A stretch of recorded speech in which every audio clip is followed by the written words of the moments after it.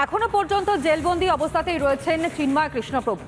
তার জামিনের মামলা শুনানি কবে হবে তা নিয়ে রীতিমতন চর্চা ছিল, কিন্তু যেটা খবর পাওয়া যাচ্ছে কোনোভাবেই জামিনের আবেদন এবং সেই সংক্রান্ত মামলার শুনানি আগিয়ে আনা তো দূর, সেই মামলা শুনানি কবে হবে বা আদৌ হবে কিনা তা নিয়ে রীতিমতন সংশয় রয়েছে। অন্যদিকে যারা জামাতি, অন্যদিকে যারা ইউনুসপন্থী, যারা কট্টরপন্থী, তারা কিছুতেই চাইছেন না কোনো আইনজীবী তার হয়ে মামলা লড়ুক। এমনকি যদি কোনো আইনজীবী সেখানে যান মামলা লড়তে, তাহলে তাদেরকেও রেয়াত করা হচ্ছে না। দেখুন যে সেই ছবি।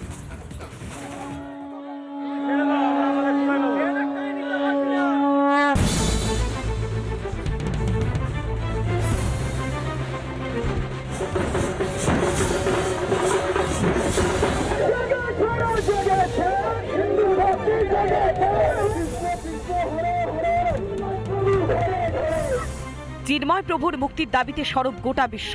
ঘরে বাইরে প্রবল চাপে বাংলাদেশের প্রধান উপদেষ্টা মোহাম্মদ ইউনূস।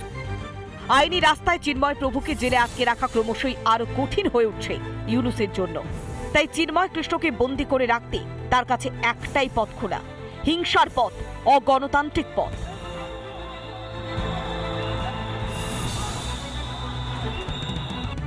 চিন্ময় প্রভুর হয়ে যাতে কোনো আইনজীবী না দাঁড়াতে পারে তার জন্য আগে থেকে হুমকি দিয়ে রেখেছিল ইউনূসপন্থীরা।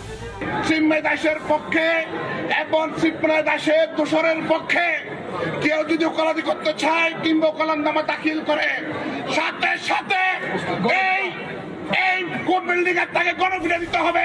এবার চিন্ময় প্রভুর জামিনের শুনানি এগিয়ে নিয়ে আসার আবেদন জানাতে এসে চট্টগ্রাম আদালতে মার খেলেন বাংলাদেশের এক হিন্দু আইনজীবী। চিন্ময় কৃষ্ণপ্রভুর জামিনের আবেদনের শুনানি দ্রুত এগিয়ে আনার জন্য ঢাকা থেকে চট্টগ্রাম আদালতে পৌঁছে গিয়েছিলেন আইনজীবী রবীন্দ্র ঘোষ, যিনি বাংলাদেশের সুপ্রিম কোর্টের বর্ষিয়ান আইনজীবী। ইজলাসের ভিতরে সওয়াল করছিলেন রবীন্দ্র ঘোষ, সেই সময় জামাত ও এই মোহাম্মদ ইউনূসপন্থী আইনজীবীদের হাতে আক্রান্ত হন তিনি। বিচারকের সামনেই তাকে আক্রমণ করা হয়। কিন্তু দুঃখজনক হলো সত্য, আজকে যে ঘটনা হলো, আইনজীবীরা কি করে সন্ত্রাসী করতে পারে, জজ সাহেবকে পর্যন্ত আজকে থ্রেট করছে, যার ফলে জজ সাহেব চেয়ার থেকে উঠে চলে গেছে। ভয় পেয়ে মিথ্যে মামলায় চিন্ময় কৃষ্ণকে গ্রেফতার করেছে ইউনূসের বর্বর পুলিশ। আর এখন কোনো বৈধতা না থাকা সত্ত্বেও সেফ গায়ের জোরে চিন্ময় প্রভুকে আটকে রাখতে চাইছে ইউনূসপন্থীরা।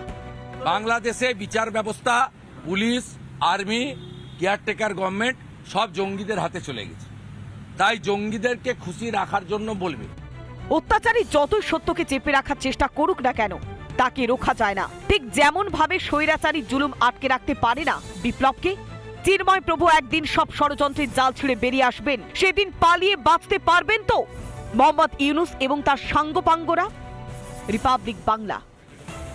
নানা ধরনের কন্টেন্ট দেখার জন্য লাইক করুন, শেয়ার করুন আমাদের ফেসবুক পেজ, সাবস্ক্রাইব করুন আমাদের ইউটিউব চ্যানেল। পাশাপাশি অন্যান্য ব্রেকিং নিউজের জন্য অবশ্যই চোখ রাখুন রিপাবলিক বাংলায়।